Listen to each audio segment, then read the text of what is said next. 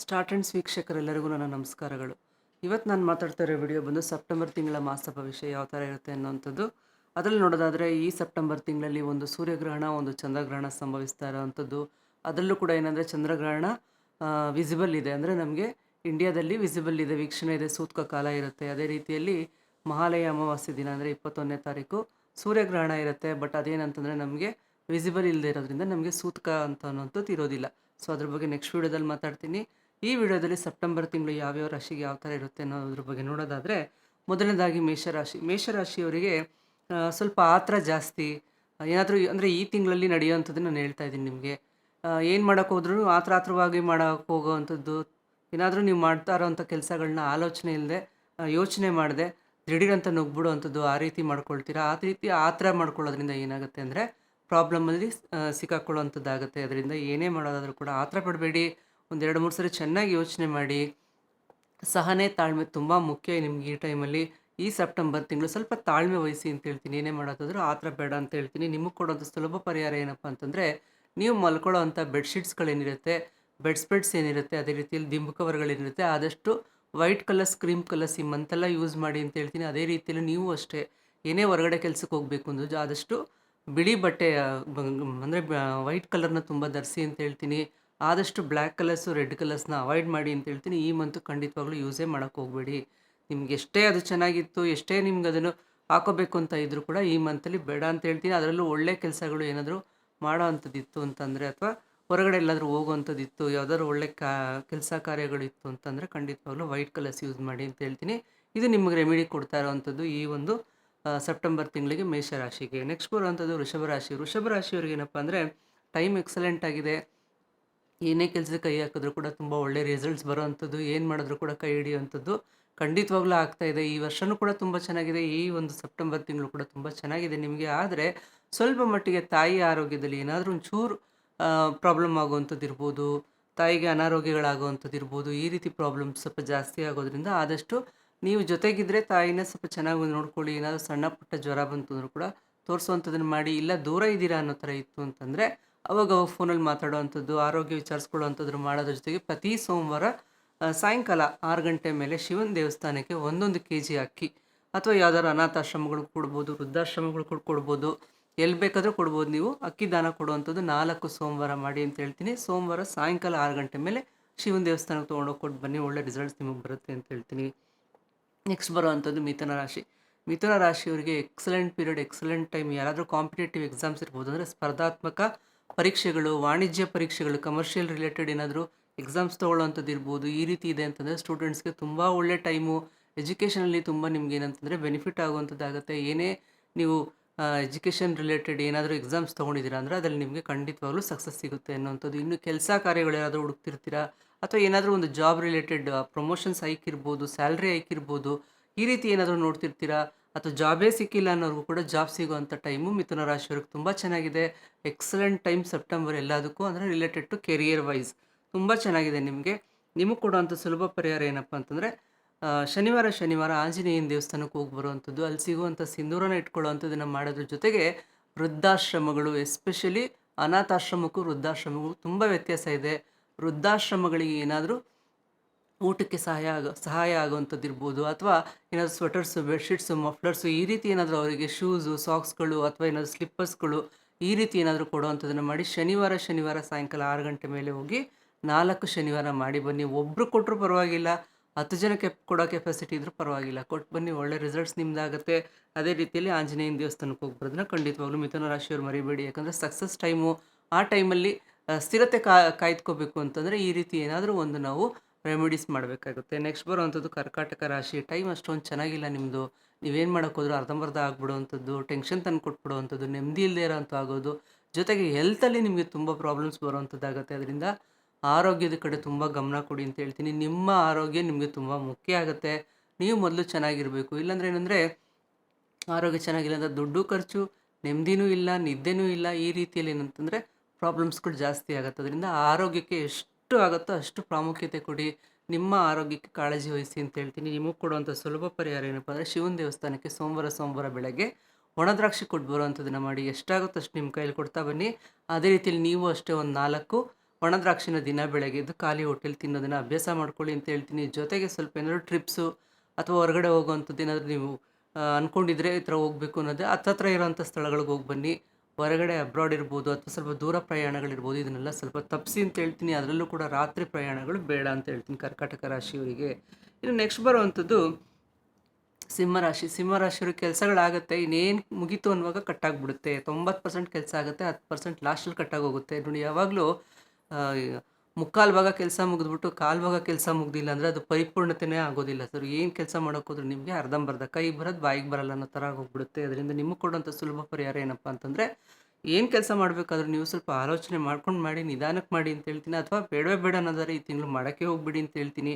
ಆ ರೀತಿಯಲ್ಲಿ ನೋಡೋದಾದರೆ ಸಿಂಹರಾಶಿಯವರಿಗೆ ನಾನು ಕೊಡುವಂಥ ಸುಲಭ ಪರಿಹಾರ ಏನಪ್ಪ ಅಂದರೆ, ಶಿವನ ದೇವಸ್ಥಾನಕ್ಕೆ ಒಂದು 700 ಗ್ರಾಮ್ ಹುರುಳಿಕಾಳು ಅಥವಾ ಯಾವುದಾದ್ರೂ ಒಂದು ಅನಾಥಾಶ್ರಮಗಳಿಗೋ ವೃದ್ಧಾಶ್ರಮಗಳಿಗೋ ಒಂದು 700 ಗ್ರಾಮು 7 kg ನಿಮ್ಮ ಕೈಲಿ ಎಷ್ಟಾಗುತ್ತಷ್ಟು 7 ಅನ್ನೋ ನಂಬರ್ ಬರೋ ಥರ ತೊಗೊಂಡೋಗಿ ದೇವಸ್ಥಾನಕ್ಕೆ ಕೊಟ್ಟು ಬನ್ನಿ. ಶಿವನ ದೇವಸ್ಥಾನಕ್ಕೆ ಕೊಡೋದಾದರೆ 4 ಸೋಮವಾರ ಅಥವಾ 4 ಗುರುವಾರ, 2 ದಿನದಲ್ಲಿ ಯಾವುದಾದ್ರು ಒಂದಿನ ಆಯ್ಕೆ ಮಾಡಿಕೊಂಡು 700 ಗ್ರಾಮ್ ಕೊಟ್ಟು ಬನ್ನಿ ಅಂತ ಹೇಳ್ತೀನಿ. ಸ್ವಲ್ಪ ನಾಯಿಗಳಿಗೆ ಏನಾದರೂ, ಬೀದಿ ನಾಯಿಗಳಿಗೆ ಈಗೆಲ್ಲ ರೂಲ್ಸ್ ಬೇರೆ ಮಾಡಿಬಿಟ್ಟಿದ್ದಾರೆ, ಊಟ ಎಲ್ಲ ಹಾಕಂಗಿಲ್ಲ ಅಂತ ಅಂದ್ಬಿಟ್ಟು, ಆದರೂ ಒಂದೆರಡು ಬಿಸ್ಕೆಟ್ ಆದರೂ ನಿಮ್ಮ ಕೈಲಿ ಆಗುವಂಥದ್ದನ್ನು ಹಾಕಿ ಅಂತ ಹೇಳ್ತೀನಿ. ಸೊ ಅದರಿಂದ ಸಾಧ್ಯವಾದಷ್ಟು ಈ ಪರಿಹಾರನ ಮಾಡ್ಕೊಳ್ಳಿ ಅಂತ ಹೇಳ್ತೀನಿ. ನೆಕ್ಸ್ಟ್ ಬರುವಂಥದ್ದು ಕನ್ಯಾ ರಾಶಿ.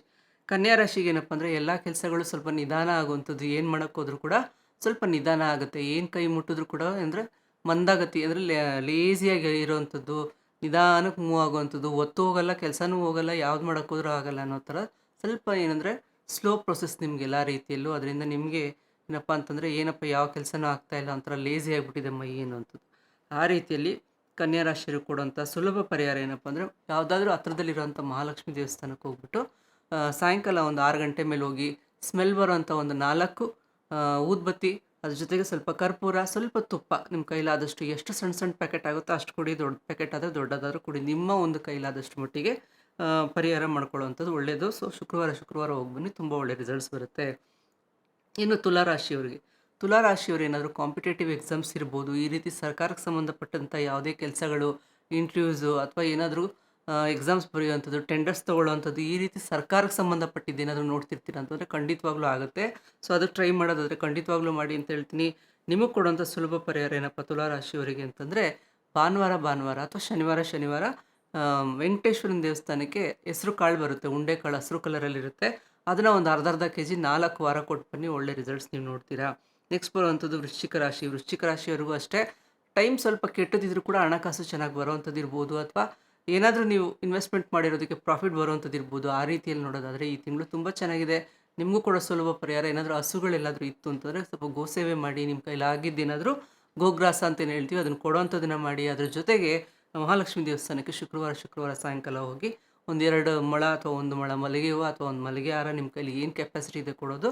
1 ಮೊಳ ಮಲ್ಲಿಗೆ ಹೂವು ಕೊಟ್ಟರು ಪರವಾಗಿಲ್ಲ, ಕೊಟ್ಟು ಪೂಜೆ ಮಾಡಿಸ್ಕೊಂಡು ಸ್ವಲ್ಪ ತಿದ್ದು ಬನ್ನಿ, ಒಳ್ಳೆ ರಿಸಲ್ಟ್ಸ್ ನೀವು ನೋಡ್ತೀರಾ.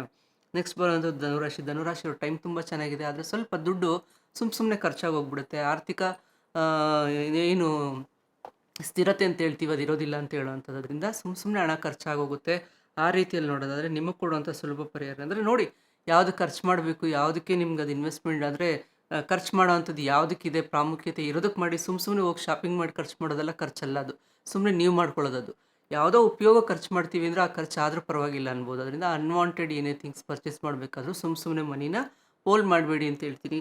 ಆ ರೀತಿಯಲ್ಲಿ ನಿಮಗೆ ಕೊಡುವಂಥ ಸುಲಭ ಪರಿಹಾರ ಏನಪ್ಪ ಅಂದರೆ, ಯಾವುದಾದ್ರೂ ಸುಬ್ರಹ್ಮಣ್ಯ ದೇವಸ್ಥಾನಕ್ಕೆ ಹತ್ರ ಇರೋವಂಥ ಸುಬ್ರಹ್ಮಣ್ಯ ದೇವಸ್ಥಾನಕ್ಕೆ ಮಂಗಳವಾರ ಹೋಗುವಂಥದ್ದು, ಅದು ಸಿಗುವಂಥ ವಿಭೂತಿನ ಇಟ್ಕೊಳ್ಳುವಂಥದ್ದನ್ನು ಮಾಡಿ. ಅದ್ರ ಜೊತೆಗೆ ಆ ದೇವಸ್ಥಾನಕ್ಕೆ ಹೋದಾಗ ಒಂದು 900 ಗ್ರಾಮ್ ತೊಗರಿಬೇಳೆ ಕೆಂಪು ಬಟ್ಟೆಯಲ್ಲಿ ಕಟ್ಕೊಡಿ, ಇಲ್ಲಾಂತಂದರೆ ಬಿಳಿ ಬಟ್ಟೆಯಲ್ಲಿ ಕೂಡ ಕಟ್ಕೊಡ್ಬೋದು. 900 ಗ್ರಾಮೇ ಕೊಡಿ, ಜೊತೆಗೆ ಸ್ವಲ್ಪ ಕೆಂಪು ಹೂವು ಕೊಡೋದನ್ನು ಮಾಡಿ. ತುಂಬ ಒಳ್ಳೆ ರಿಸಲ್ಟ್ಸ್ ನಿಮ್ಮದಾಗುತ್ತೆ. ನೆಕ್ಸ್ಟ್ ಬರುವಂಥದ್ದು ಮಕರ ರಾಶಿಯವರಿಗೆ ಟೈಮ್ ತುಂಬ ಚೆನ್ನಾಗಿದೆ, ಆದರೆ ಸ್ವಲ್ಪ ನಿಮ್ಗೆ ಏನಪ್ಪ ಅಂತಂದರೆ, ಏನು ಮಾಡೋಕ್ಕೋದು ಲೇಸಿನೆಸ್ ಕಾಣಿಸುತ್ತೆ. ಇವತ್ತು ಮಾಡೋದು ನಾಳೆ ಮಾಡೋಣ ಅನ್ನೋದು, ನಾಳೆ ಮಾಡೋದನ್ನು ಮುಂದಿನ ವಾರಕ್ಕೆ ಹಾಕ್ಬಿಡೋದು. ಯಾವುದೋ ಒಂದು ಇಂಪಾರ್ಟೆಂಟ್ ಇರುತ್ತೆ, ಅದನ್ನು ನೀವು ತಪ್ಪಿಸ್ಕೊಳ್ಳೋದ್ರಿಂದ ಏನಾಗುತ್ತೆ, ಲಾಸ್ ನಿಮಗೆ ಆಗುತ್ತೆ. ಅದರಿಂದ ಲೇಸಿನೆಸ್ನ ಸ್ವಲ್ಪ ಬಿಡಿ, ಕೆಲಸಗಳು ತುಂಬ ಚೆನ್ನಾಗಾಗುತ್ತೆ ನಿಮಗೆ. ಲೇಸಿನೆಸ್ ಕಂಟ್ರೋಲ್ ಬರೋದಕ್ಕೆ ನಾನು ಕೊಡುವಂಥ ಸುಲಭ ಪರಿಹಾರ ನಿಮಗೇನಪ್ಪ ಅಂತಂದರೆ, ಸೋಮವಾರ ಶಿವನ ದೇವಸ್ಥಾನಕ್ಕೆ ಸಾಧ್ಯವಾದಷ್ಟು ಒಣ ದ್ರಾಕ್ಷಿ ಅಥವಾ ಒಣ ಖರ್ಜೂರ ಏನಾದರೂ ಒಂದು ಅಭಿಷೇಕಕ್ಕೆ ಕೊಟ್ಟು ಬರುವಂಥದ್ದು, ಪ್ರಸಾದಕ್ಕೆ ಕೊಟ್ಟು ಬರುವಂಥದ್ದು, ಈ ರೀತಿ ಏನಾದರೂ ಒಂದು ಮಾಡೋವಂಥದ್ರಿಂದ ಒಳ್ಳೆ ರಿಸಲ್ಟ್ಸ್ ನೀವು ನೋಡ್ತೀರಾ. ಕುಂಭರಾಶಿಯವರಿಗೆ ನೆಕ್ಸ್ಟ್ ಏನಪ್ಪ ಅಂತಂದರೆ, ಕುಂಭರಾಶಿಯವರಿಗೆ ಕೆಲಸಗಳು ಚೆನ್ನಾಗಿ ಆಗೋಕ್ಕೆ ಅಂದರೆ ನಿಧಾನ ಆಗ್ತಾ ಇರುತ್ತೆ, ಕೆಲಸಗಳು ಚೆನ್ನಾಗಿ ಆಗ್ತಿರಲ್ಲ. ಆ ಕೆಲಸಗಳು ಚೆನ್ನಾಗಿ ಆಗೋದಕ್ಕೆ ನಿಮಗೆ ಕೊಡುವಂಥ ಸುಲಭ ಪರಿಹಾರ ಏನಪ್ಪ ಅಂತಂದರೆ, ವೃದ್ಧಾಶ್ರಮಗಳಿಗೆ ಈ ಒಂದು ಮಳೆಗಾಲ, ಚಳಿಗಾಲದ ಟೈಮಲ್ಲಿ ನಿಮ್ಗಾಗುವಂಥ ಒಂದು ಏನು ಕೆಪಾಸಿಟಿ ನಿಮ್ಮಲ್ಲಿ ಆಗುತ್ತೆ ಆ ರೀತಿಯಲ್ಲಿ ಬೆಡ್‌ಶೀಟ್‌ಗಳಿರ್ಬೋದು, ಸ್ವೆಟರ್ಸ್‌ಗಳಿರ್ಬೋದು, ಆ ರೀತಿಯಲ್ಲಿ ಮೆಡಿಸಿನ್ ಸಂಬಂಧಪಟ್ಟಿದ್ದಿರ್ಬೋದು, ಊಟಕ್ಕೆ ಸಂಬಂಧಪಟ್ಟಿರ್ಬೋದು, ಶನಿವಾರ ವೃದ್ಧಾಶ್ರಮಗಳಿಗೆ ಏನಾದರೂ ಹೆಲ್ಪ್ ಮಾಡುವಂಥದ್ದನ್ನ ಮಾಡಿ. ಖಂಡಿತವಾಗ್ಲೂ ಒಳ್ಳೆ ರಿಸಲ್ಟ್ಸ್ ನಿಮ್ದಾಗುತ್ತೆ. ಕೊನೆಯದಾಗಿ ಬರುವಂಥದ್ದು ಮೀನರಾಶಿ. ಮೀನರಾಶಿಯವ್ರಿಗೆ ಏನಪ್ಪ ಅಂದರೆ, ಶನಿ ವಕ್ರಿಯಾಗಿರುವಂಥದ್ದು, ಜೊತೆಗೆ 12ನೇ ಮನೆ ರಾಹು. ಪಾಪಿ ಗ್ರಹಗಳು ಯಾವಾಗಲೂ ಪಾಪ ಸ್ಥಾನದಲ್ಲಿದ್ದಾಗ ಒಳ್ಳೆಯದೇ ಮಾಡ್ತಾರೆ ಅಂತ ಹೇಳುವಂಥದ್ದು. ಮೀನರಾಶಿ ಟೈಮ್ ತುಂಬ ಚೆನ್ನಾಗಿದೆ. ಆದರೆ ಏನು ಮಾಡೋಕ್ಕೋದು, ಸ್ವಲ್ಪ ನಿಧಾನ ಅನ್ನೋದಾಗುತ್ತೆ, ಯಾಕಂದರೆ ಶನಿ ಇರೋದ್ರಿಂದ ಅಂತ ಹೇಳೋದು. ಅದೇ ಕೆಲಸಗಳು ತುಂಬ ಚೆನ್ನಾಗಾಗುತ್ತೆ, ನಿಮ್ಮ ಟೈಮ್ ತುಂಬ ಚೆನ್ನಾಗಿದೆ.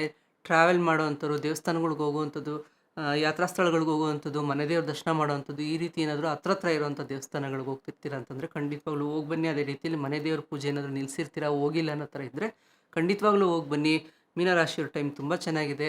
ಆ ರೀತಿಯಲ್ಲಿ ನಿಮಗೆ ಕೊಡುವಂಥ ಸುಲಭ ಪರಿಹಾರ ಏನಪ್ಪ ಅಂದರೆ, ಶಿವನ ದೇವಸ್ಥಾನಕ್ಕೆ ಸೋಮವಾರ ಒಂದು ಅರ್ಧ ಲೀಟ್ರ್ ಹಾಲು ಅಭಿಷೇಕಕ್ಕೆ ಕೊಡುವಂಥದ್ದನ್ನ ಮಾಡಿ. ಸೋಮವಾರ ಇಲ್ಲಾಂತಂದರೆ ಯಾವುದಾದ್ರು ಅನಾಥಾಶ್ರಮಗಳಿಗೆ, ವೃದ್ಧಾಶ್ರಮಗಳಿಗೆ ಹಾಲು ಕೊಡಿಸುವಂಥದ್ದನ್ನು ಈ ತಿಂಗಳು ಒಂದು 4 ಸೋಮವಾರ ಮಾಡ್ತಾ ಬನ್ನಿ. ಒಳ್ಳೆ ರಿಸಲ್ಟ್ಸ್ ನೀವು ನೋಡ್ತೀರಾ. ಸೊ ಈ ಸೆಪ್ಟೆಂಬರ್ ತಿಂಗಳು ಅಂದರೆ ಎಲ್ಲ ರಾಶಿಯವರಿಗೂ ಯಾವ್ಯಾವ ಥರ ಇರುತ್ತೆ ಅನ್ನೋಂಥದ್ದನ್ನು ಹೇಳಿದ್ದೀನಿ. ಅದೇ ರೀತಿಯಲ್ಲಿ ಯಾವ್ಯಾವ ಥರ ಮಾಡ್ಕೋಬೇಕು, ಏನು ಪರಿಹಾರಗಳಿರುತ್ತೆ, ಏನು ಎಚ್ಚರಿಕೆ ತೊಗೋಬೇಕು, ಪ್ರತಿಯೊಂದು ಹೇಳ್ಕೊಟ್ಟಿದ್ದೀನಿ. ಇನ್ನು ಎಲ್ಲ ಒಂದು ವೀಡಿಯೋಸಲ್ಲೂ ನಿಮಗೆ ಒಂದೊಂದು ಸ್ವಿಚ್ ವರ್ಡ್ಸ್ ಕೊಡ್ತೀನಿ ಅಂತ ಹೇಳಿದ್ದೆ. ಆ ರೀತಿಯಲ್ಲಿ ಇವತ್ತು ನಾನು ಕೊಡ್ತಾ ಇರೋಂಥ ಸ್ವಿಚ್ ವರ್ಡ್ಸ್ ಏನಂದರೆ, ಮೊನ್ನೆ ತನಕ ನಾನು ಸಂತಾನ ಸಮಸ್ಯೆಗೆ ಗಂಗಾ ದೇವಿ ಪೂಜೆ ಮಾಡ್ಕೊಂಬರ್ಬೇಕು ಅನ್ನೋವಂಥದ್ದು, ಗಂಗೆ ಪೂಜೆ ಮಾಡೋದ್ರಿಂದ ಸಂತಾನ ಪ್ರಾಪ್ತಿಯಾಗುತ್ತೆ ಅನ್ನೋಂಥದ್ರ ಬಗ್ಗೆ ವಿಡಿಯೋ ಮಾಡಿದ್ದೆ. ಅದ್ರ ಬಗ್ಗೆನೇ ಒಂದು ಸ್ವಿಚ್ ವರ್ಡ್ ನಾನು ನಿಮಗೆ ಕೊಡ್ತೀನಿ. ಯಾರ್ಯಾರಿಗೆ ಮಕ್ಕಳಾಗಿಲ್ಲ, ಯಾರು ಪ್ರೆಗ್ನೆಂಟ್ ಇದ್ದೀರಾ, ಅಥವಾ ಯಾರಾದರೂ ಮಕ್ಕಳು ಮಾಡ್ಕೊಳ್ಳೋಕ್ಕೆ ಯೋಚನೆ ಮಾಡ್ತಿರ್ತೀರಾ ಅಂತಂದರೆ, ಒಂದು ಸ್ವಿಚ್ ವರ್ಡ್ ನಾನು ಕೊಡೋವಂಥದ್ದು ಏನಪ್ಪ ಅಂದರೆ, ಈ ಒಂದು ಎಡಗೈ ಈ ಪಲ್ಸ್ ಇರುತ್ತಲ್ಲ, ಇಲ್ಲಿ ನರ ಇದಿರುತ್ತಲ್ಲ ನಿಮಗಿಲ್ಲಿ, ಈ ಒಂದು ಪಲ್ಸ್ ಹತ್ರ ನೀವೇನಂದರೆ ಬ್ಲೂ ಕಲರ್ ಪೆನ್ನು ಅಥವಾ ಗ್ರೀನ್ ಕಲರ್ ಪೆನ್ನು, 2 ಕಲರ್ ಪೆನ್ನಲ್ಲಿ ಯಾವುದಾದ್ರೂ ನಿಮ್ಗೆ ಅವೈಲೇಬಿಲಿಟಿ ಇರೋವಂಥದ್ದು, ಮಾರ್ಕರ್ ಪೆನ್ಗಳಲ್ಲಿ ಕಾಪಿ COPY ಕಾಪಿ ಅಂತ ಬರ್ಕೊಳ್ಳೋವಂಥದ್ದನ್ನು ಮಾಡಿ. ದಿನಾ ಬೆಳಗ್ಗೆ ಎದ್ದು ಬರ್ಕೊಳ್ಳೋವಂಥದ್ದನ್ನು ಮಾಡಿ. ಖಂಡಿತವಾಗ್ಲೂ ಮಗು ಆಗುವಂಥ ಚಾನ್ಸಸ್ ಆಗುತ್ತೆ. ಅದೇ ರೀತಿಯಲ್ಲಿ ನಿಮಗೆ ಸಂತಾನ ಸಮಸ್ಯೆಗಳಿದ್ರು ಕೂಡ ಅದನ್ನು ಸರಿ ಮಾಡುವಂಥ ಕೆಲಸ ಅದು ಮಾಡುತ್ತೆ. ಒಂದೇ ತಿಂಗಳಲ್ಲಿ ಮಾಡುತ್ತೆ ಅಂತಂದರೆ ಆಗೋದಿಲ್ಲ, ಯಾಕಂದರೆ ಮೆಡಿಕೇಷನ್ ಅಷ್ಟೆಲ್ಲ ಖರ್ಚು ಮಾಡಿ ನೀವು ತೊಗೊಂಡ್ರೇ ಆಗೋದಿಲ್ಲ.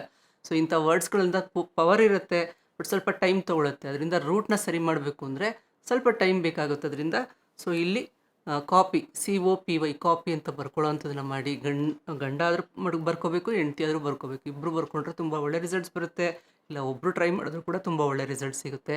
ಸೊ ಈ ರೀತಿ ಸ್ವಿಚ್ ವರ್ಡ್ಸ್ಗಳು ನಾನು ಕೊಡ್ತಾ ಇರೋವಂಥದ್ದು ಎಲ್ರಿಗೂ ಏನಂತಾರೆ ತುಂಬ ಹೆಲ್ಪ್ ಆಗ್ತಾ ಇದೆ ಅಂತ ಹೇಳ್ತಾ ಇದ್ದೀರಾ.